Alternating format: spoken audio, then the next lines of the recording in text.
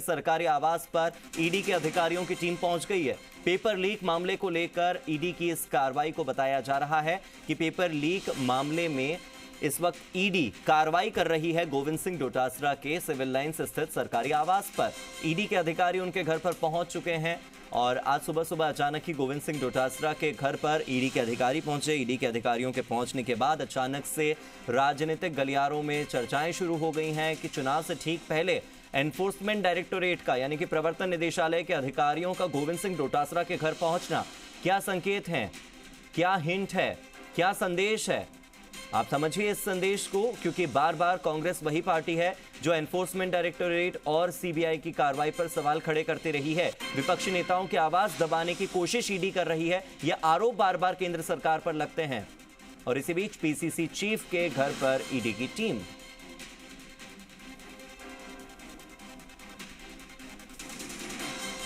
और जयपुर से मेरे सहयोगी दामोदर प्रसाद जुड़ गए हैं ज्यादा जानकारी के साथ। दामोदर, कब से शुरू हुई है ईडी की कार्रवाई और चुनाव से ठीक पहले प्रवर्तन निदेशालय के अधिकारियों का डोटासरा के घर पर पहुंचना, क्या संकेत, क्या संदेश?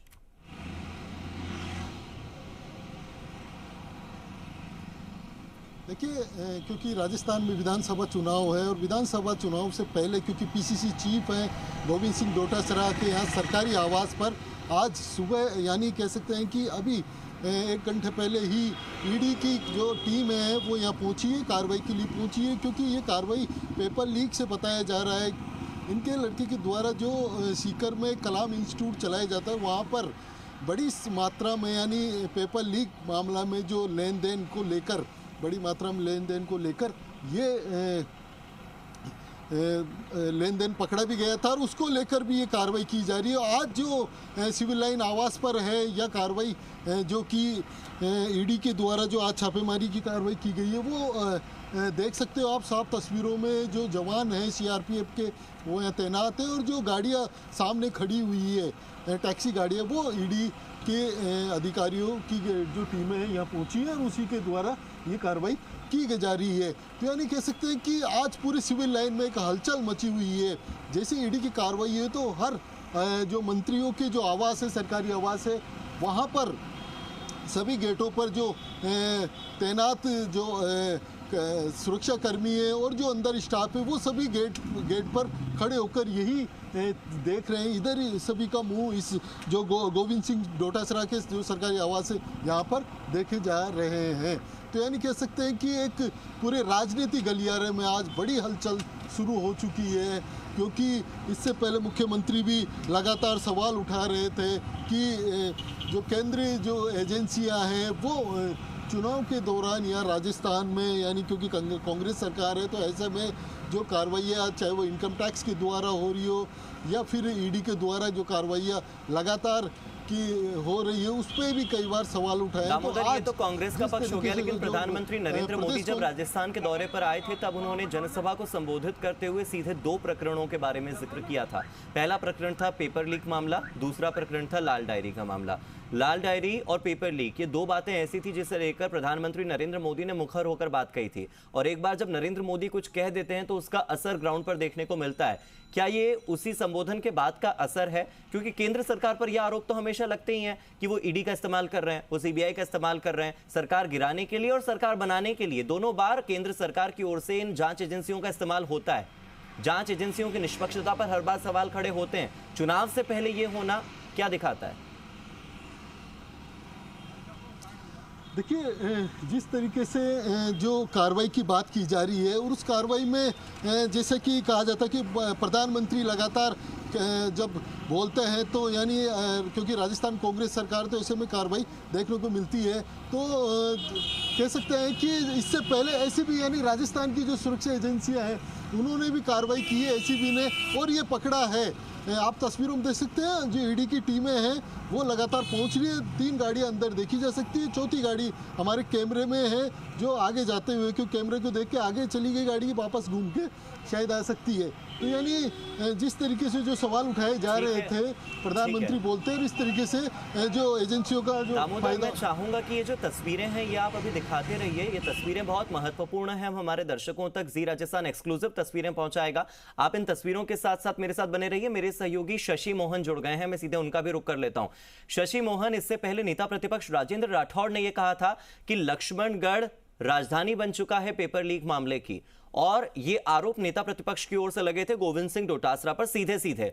और उस आरोप प्रत्यारोप के सिलसिले के बाद प्रधानमंत्री नरेंद्र मोदी के दौरे के दौरान पेपर लीक का जिक्र करने के बाद ये कार्रवाई, कैसे देखते हैं आप इसको? हार्दिक, राजनीति में आरोप लगना और उसका जवाब देना कोई नई बात नहीं है, लेकिन जिस तरीके से ईडी कार्रवाई कर रही है उसको देखते हुए ये सवाल उठ रहे हैं कि क्या वाकई पैसे का लेन देन हुआ है। दरअसल गोविंद डोटासरा जब शिक्षा राज्य मंत्री थे उस समय रीट की परीक्षा हुई थी और तब पर्चा लीक होने के आरोप लगे थे। हालांकि तब सरकार के लोग और तत्कालीन मंत्री गोविंद डोटासरा सभी मना करते थे कि कोई पर्चा लीक नहीं हुआ। बाद में मुख्यमंत्री अशोक गहलोत ने एसओजी से जांच करवाई और उन्होंने माना भी कि पर्चा लीक हुआ और अभ्यर्थियों के भविष्य को देखते हुए पर्चा सरकार दोबारा से कराएगी। लेकिन क्या इसमें पैसे का लेन देन हुआ, सवाल ये उठते हैं। दरअसल सीकर में जो कलाम कोचिंग सेंटर है, कथित रूप से जनश्रुतियों में, कोई आधिकारिक दस्तावेज कभी सामने नहीं आया, लेकिन चर्चाओं में ये रहा कि गोविंद डोटासरा का इससे प्रत्यक्ष या परोक्ष नाता है। और डोटासरा से जब कभी इस चीज को लेकर के सवाल हुआ तो डोटासरा ने कहा कि चाहे कलाम पे जांच कराओ, चाहे सलाम पे जांच कराओ, किसी पे भी जांच कराओ, वो घबराने वाले नहीं है। डोटासरा तो यहाँ तक कहते रहे हैं कि ठठेरे की बिल्ली खुड़के से नहीं डरती है, यानी हल्ले से ठठेरे की बिल्ली नहीं डरती है। और वो ये कह चुके हैं कि ईडी की कार्रवाई हो चाहे किसी और की कार्रवाई हो, वो घबराने वाले नहीं है।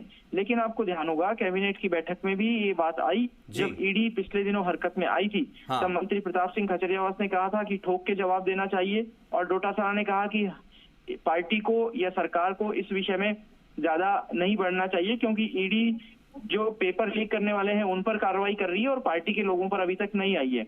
लेकिन मुख्यमंत्री अशोक गहलोत ने जोधपुर में भी कहा कि ईडी की कार्रवाई ये दिखा रही है कि बीजेपी में छटपटाहट है, बीजेपी बेचैन है और वो चुनाव हार रही है। लेकिन क्या ईडी की इस कार्रवाई का सीधे तौर पर चुनाव से ताल्लुक है? ठीक है शशि मोहन, जो सवाल आप उठा रहे हैं इसी सवाल को लेकर मैं बीजेपी प्रवक्ता रामलाल शर्मा का रुख कर लेता हूं। वो मेरे साथ फोन लाइन पर जुड़ गए हैं, आप दोनों मेरे साथ बने रहिएगा। रामलाल जी, पहले तो स्वागत है जी राजस्थान के इस मंच पर आपका। सर, चुनाव से पहले ये कार्रवाई, इसे चुनाव से जोड़कर देखा जा रहा है, केंद्र सरकार के दबाव से जोड़कर देखा जा रहा है, सरकार गिराने से लेकर सरकार बनाने तक ईडी सीबीआई के इस्तेमाल से जोड़कर देखा जा रहा है। इस आरोप पर आप क्या कहेंगे? देखिए, जो भी इन्वेस्टिगेशन एजेंसी है उन सब का तरीका अलग अलग है। ठीक है, पुलिस पहले एफआईआर दर्ज करती है, फिर जांच करती है। ईडी हो चाहे सीबीआई हो, पहले इन्वेस्टिगेशन कंप्लीट करके जब जो प्रमाणित होने की आशंका जाहिर की जाती है तो उसके बाद में कार्रवाई करती है। डॉक्टर किरोड़ीलाल मीणा ने करीबन 6-7 महीने पहले सारे दस्तावेज ईडी को दिए और उन्होंने कहा कि राजस्थान के अंदर पेपर लीक माफिया के अंदर 101% सरकार के नुमाइंदों का हाथ है, अधिकारियों का हाथ है, राजनेताओं का हाथ है। और जारोली ने इस बात को प्रमाणित किया कि बिना राजनीतिक संरक्षण के पेपर लीक नहीं होता। आज दिन तक राजस्थान की पुलिस ने जारोली से पूछताछ क्यों नहीं की? किस व्यक्ति का राजनीतिक संरक्षण था, किस व्यक्ति का इशारा था जिसके आधार पर पेपर लीक किए गए? अब सुरक्षा के लॉकर में रखे गए पेपरों को किस मास्टर चाबी से खोला गया, निकाला गया? राजीव गांधी स्टडी सर्किल के लोगों को क्यों लगाया गया?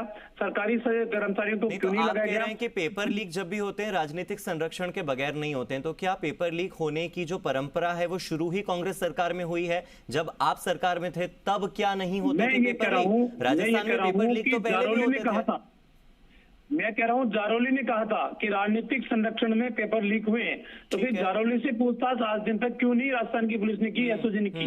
मेरे कहने का मतलब ये, राजस्थान के लाखों छात्रों के भविष्य को खराब कर गए, युवाओं के भविष्य को खराब कर गए। तो आप इस बात से एग्री करते हैं प्रमाणित हो चुका है कि करोड़ों रुपए का लेन देन हुआ है पेपर लीक मामले में। इस बात को कि बगैर राजनीतिक संरक्षण के पेपर लीक नहीं होते हैं, क्या लगता है आपको? देखिए, विल पावर की आवश्यकता है, इच्छा शक्ति की आवश्यकता है। ठीक है। आरपीएससी के अंदर भारतीय जनता पार्टी के शासनकाल के अंदर भी जो भी व्यक्ति गया ईमानदारी के साथ उन्होंने काम किया, किसी के ऊपर एक भी व्यक्ति ने आरोप नहीं लगाए। क्या कारण है कि कांग्रेस के तमाम आरपीएससी के मेंबरों के ऊपर संगीन आरोप लग रहे हैं? तो वो कारण बता तो रहे हैं कि ईडी और सीबीआई का आप इस्तेमाल करते हैं हर चुनाव से पहले। जिस राज्य में चुनाव होने वाले होते हैं, जहां पर कांग्रेस या आम आदमी पार्टी या बीआरएस जो भी विपक्ष में होती है, आप विपक्षी दलों को निशाना बनाते हैं ईडी सीबीआई के जरिए। ये मैं आपको निजी तौर पर नहीं कह रहा हूं, ये बीजेपी पर और केंद्र सरकार पर आरोप लगते हैं।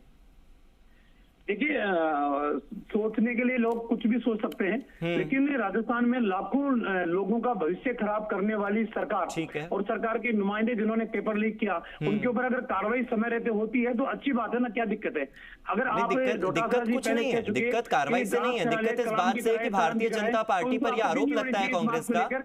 रामलाल जी, भारतीय जनता पार्टी पर आरोप यह लगता है कांग्रेस का कि बीजेपी एक ऐसी वॉशिंग मशीन है कि जिसमें कोई भी भ्रष्टाचारी जाता है तो फिर दूध का दूल्हा बाहर निकलता है। तो ये बीजेपी के ऊपर कार्रवाई क्यों नहीं होती है? भ्रष्टाचार को लेकर के, मनी लॉन्ड्रिंग को लेकर के जितनी कार्रवाई होती है ईडी सीबीआई की, वो विपक्षी दलों के नेताओं पर ही क्यों होती है? ये सवाल तो विपक्ष उठाएगा ना। ये गोविंद सिंह डोटासरा से जुड़ा सवाल नहीं है, तो आम जनता का सवाल है, ये तो विपक्ष का सवाल है। सवाल है तो जनता के पास अगर किसी भी भारतीय जनता पार्टी के विधायक, सांसद या मंत्री के खिलाफ अगर तत्य हैं, साक्ष्य हैं, तो इन्वेस्टिगेशन एजेंसियों को ले जाकर दें, उनके खिलाफ भी कार्रवाई होगी, क्यों नहीं होगी? अब सिर्फ मिथ्या आरोप ये लगाए कि सर कांग्रेस या विपरीत विचारधारा के व्यक्तियों के ऊपर कार्रवाई होती है, बीजेपी वालों के ऊपर नहीं होती है। तो आपके पास अगर प्रमाण है तो आप प्रमाण उपलब्ध करें, निश्चित रूप से उनके ऊपर भी कार्रवाई होगी। ठीक है, उम्मीद करते हैं कि फिर कार्रवाई हो तो निष्पक्ष हो और सब पर हो। बहुत बहुत शुक्रिया आपका रामलाल जी मेरे साथ जुड़ने के लिए। मैं अपने सहयोगी दामोदर प्रसाद का रुख कर रहा हूं, जो कि जयपुर में इस वक्त मौजूद हैं और सिविल लाइंस इलाके में दामोदर की मौजूदगी है। दामोदर, तस्वीरें दिखाइए, घर की तस्वीरें दिखाइए, घर के बाहर अगर कोई तब्दीली हुई हो, अगर आपको कुछ नजर आ रही हो, क्योंकि मुझे कुछ गाड़ियां नजर आ रही हैं। और ये क्या ईडी के अधिकारी इन्हीं गाड़ियों से यहां पर पहुंचे हैं? थोड़ी जानकारी अगर आप दें वहां के बारे में। देखिए, जो तस्वीरों में हम दिखा रहे हैं, जो गाड़ियां खड़ी है वो ईडी के अधिकारी इससे पहुंचे हैं गाड़ियों के माध्यम से। और जो जवान जो खड़े हुए हैं सीआरपीएफ के, वो यहाँ खड़े हैं, क्योंकि हमने पहले बात की थी तो उन्होंने मना किया था अंदर आने से भी और बाहर गेट से हटने के लिए भी सीआरपीएफ वालों ने। क्योंकि हमने पूछा कि ये कार्रवाई इनकम टैक्स की है, ईडी की है, तो उन्होंने मना कर दिया कि हमें पता नहीं, हम अपना काम कर रहे हैं। गेट पे खड़े हैं जो जवान हैं। तो मैं चाहूँगा तस्वीरें फिर से और एक बार और दिखाएं गेट पे, क्योंकि जो कार्रवाइयाँ सामने हो रही है तो उसके क्या क्या है, क्योंकि जो जवान हैं वो खड़े हुए हैं और जो गाड़ियाँ हैं, करीब यहाँ 4 गाड़ियाँ, तीन या 4 गाड़ियाँ यहाँ खड़ी हुई हैं। एक गाड़ी अभी निकली थी, उसके बाद क्योंकि आज सुबह, यानी कह सकते हैं कि सुबह जल्दी ही यहाँ ईडी की टीमें पहुँच चुकी थी और जो सीआरपीएफ के जवान हैं वो बाहर तैनात किए गए हैं। वहीं क्योंकि सरकारी बंगला है, स्टेट गवर्नमेंट का है, तो ऐसे में जो स्टेट गवर्नमेंट की सुरक्षा, जो सुरक्षा के जवान हैं वो भी यहाँ तैनात हैं ऑलरेडी पहले से ही।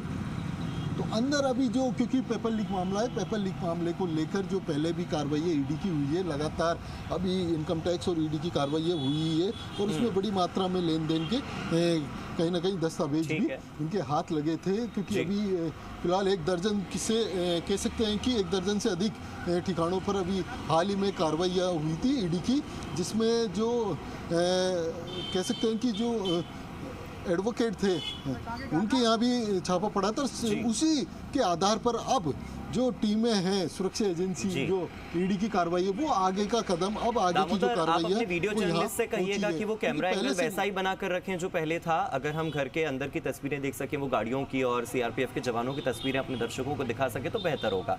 मैं अपने सहयोगी शशि मोहन का रुख कर लेता हूँ। शशि मोहन, मैं बीजेपी प्रवक्ता रामलाल शर्मा जी से जुड़ा, उससे पहले आपको एक सवाल आपके मन में आया था और आपने पूछा था कि क्या इसे चुनाव से जोड़कर देखा जा सकता है। बीजेपी प्रवक्ता का जवाब आपको मिला, आपने जवाब सुना, आपको क्या लगता है?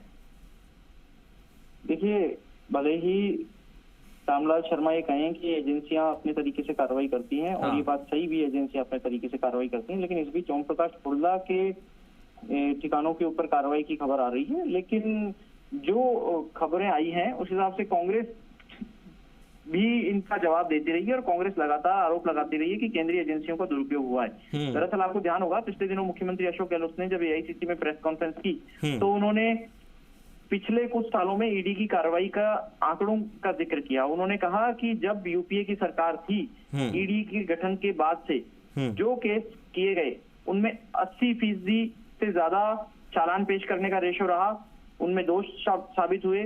जबकि 2014 के बाद से जो ईडी की कार्रवाई हुई उसमें तकरीबन 40% के आसपास केस में ही चालान पेश किए गए हैं।